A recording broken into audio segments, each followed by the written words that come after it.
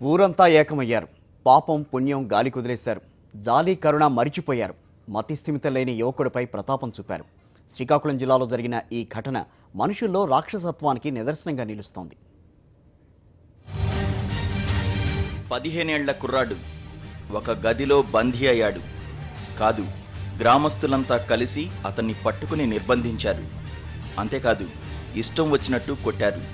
ఈ దాడిలో శ్రీకాంత్ ఒళ్లంతా వాతలు పడ్డాయి.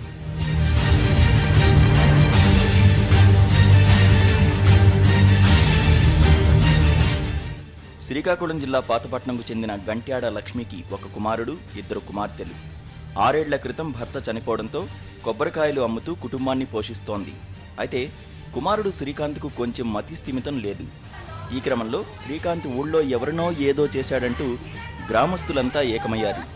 కనీసం జాలి చూపకుండా అతన్ని పట్టుకుని సావబాదారు. లాక్కెళ్లి ఓ గదిలో నిర్బంధించారు. రాయిసిరండి అలా మేటకి తగిలిపోయింది. విసిరిసి వెళ్ళిపోండి.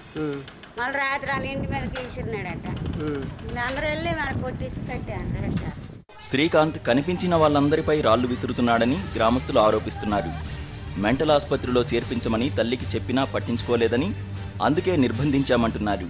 అలా అమ్మకన్నారు, నువ్వు పిచ్చి హాస్పిటల్కు ఎక్కడికో తీసుకెళ్ళి జాయిన్ చేసి అమ్మ అది చేసి మేము టేకప్ చేయమన్నాను. ఆ అమ్మకే కలబడ్డారు రాత్ర. మీకు ఏదైనా మటుకు ఈసారి అప్ చెప్పండి, మేము ఏదో చేస్తాం, ఈసారి మటు మరి ఏదో చెయ్యండి, మరి మా దగ్గర రాకండి అనేసారు వాళ్ళు. మేము ఎన్నిసార్లు వెళ్తాము. శ్రీకాంత్ పరిస్థితి చూసి అతని తల్లి కన్నీరు మున్నీరవుతోంది. పోలీసులకు ఫిర్యాదు చేసినా పట్టించుకోలేదని వాపోతోంది. గ్రామస్తులు కొట్టడం వల్ల శ్రీకాంత్కు జ్వరం కూడా వచ్చిందని, తన బిడ్డను విడిపించాలని వేడుకుంటోంది. సాక్షి న్యూస్, శ్రీకాకుళం.